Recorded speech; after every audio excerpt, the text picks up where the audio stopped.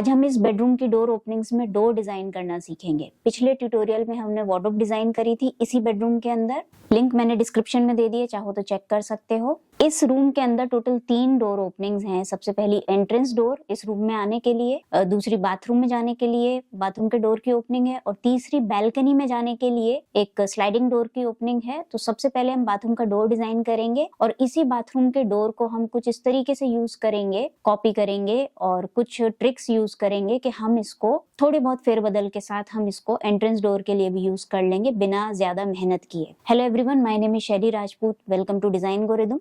Let's begin today's video. तुम्हारी convenience के लिए इस बेडरूम की स्केचअप फाइल और कैड फाइल्स मैंने डिस्क्रिप्शन में इनकी लिंक डाल दी है, जिन्हें डाउनलोड करके तुम मेरे साथ साथ इन स्टेप्स की प्रैक्टिस भी कर सकते हो।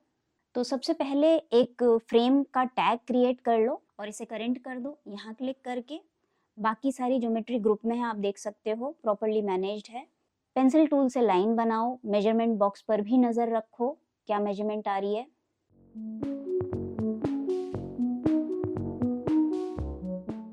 फ्रेम का बेस तैयार है और पाथ क्रिएट करने के लिए हम लाइन टूल पिक करते हैं और मिड पॉइंट्स को यूज करके ये लाइन हम ड्रॉ कर रहे हैं कुछ इस तरीके से।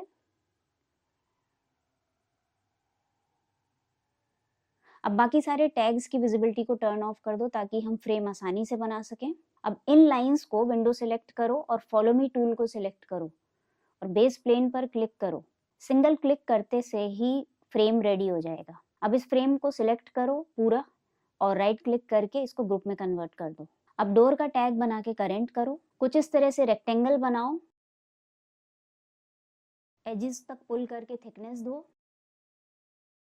फ्रेम के टैग की विजिबिलिटी को भी टर्न ऑफ कर दो ताकि हम आसानी से डोर के पैनल को डिजाइन कर सकें। डोर के ग्रुप को डबल क्लिक करो। अब टेप मेजर टूल पिक करो और टॉप, मिडिल, बॉटम रेल और स्टाइल को क्रिएट करने के लिए कुछ मार्किंग करते हैं। मेजरमेंट बॉक्स पर आप ध्यान रखना मैं किस तरीके से साइजेस ले रही हूँ।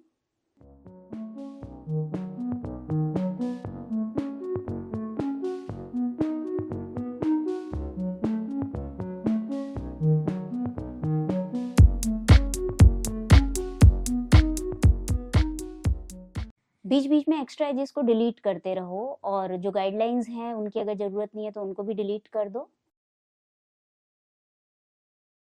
अब हम 2 पॉइंट आर्क यूज करके इसको थोड़ा सा कर्व देंगे इस वाले रेक्टेंगल को।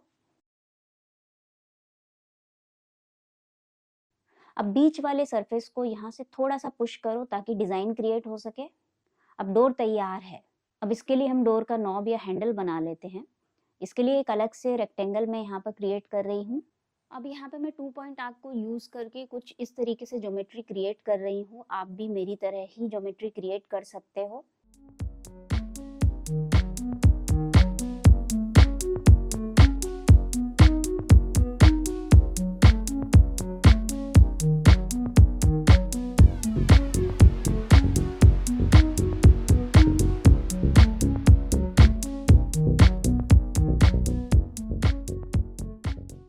और यहाँ पे जो एक्स्ट्रा एजेस हैं उनको मैं यहाँ पे डिलीट कर रही हूँ।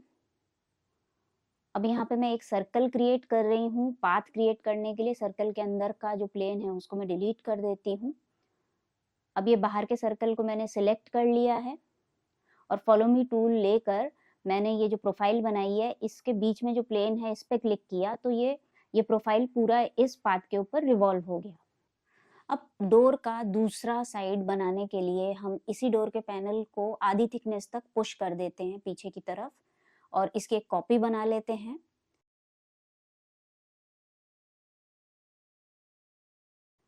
और स्केल टूल को कुछ इस तरीके से हम यूज कर रहे हैं कि बीच वाली ग्रिप को पकड़ के उल्टी तरफ को हमें इसको लेके जाना है और मेजरमेंट बॉक्स में हमें टाइप करना है -1।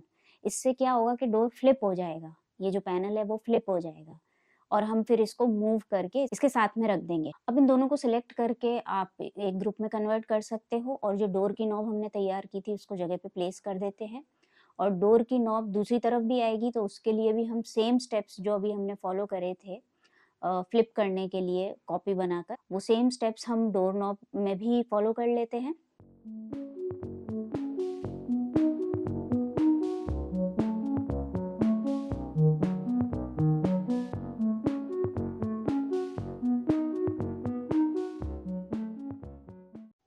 सारे टैग्स ऑन कर दो और अपने मनपसंद का मटेरियल के पैनल से आप इस पे लगा सकते हो।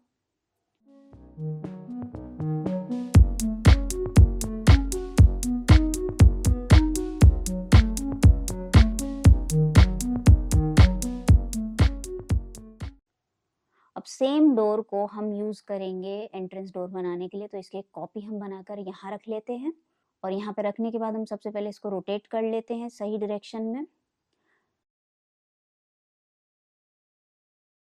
अब हम इसके फ्रेम को सबसे पहले जगह पे प्लेस करते हैं और फिर स्केल टूल ले लेते हैं और इसको स्केल करते हैं। बीच वाली ग्रिप को पकड़ के इस एज तक हमें खींचना है।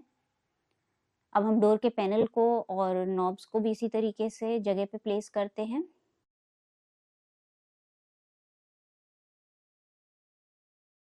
और हम सिर्फ पैनल्स को स्केल करेंगे और नॉब्स को बाद में मूव कर देंगे कुछ इस तरीके से।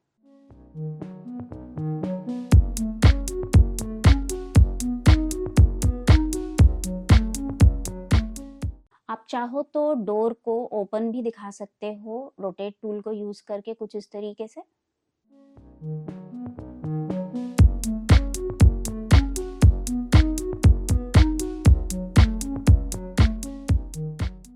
तो कैसा लगा आपको आज का वीडियो, कमेंट करके जरूर बताना।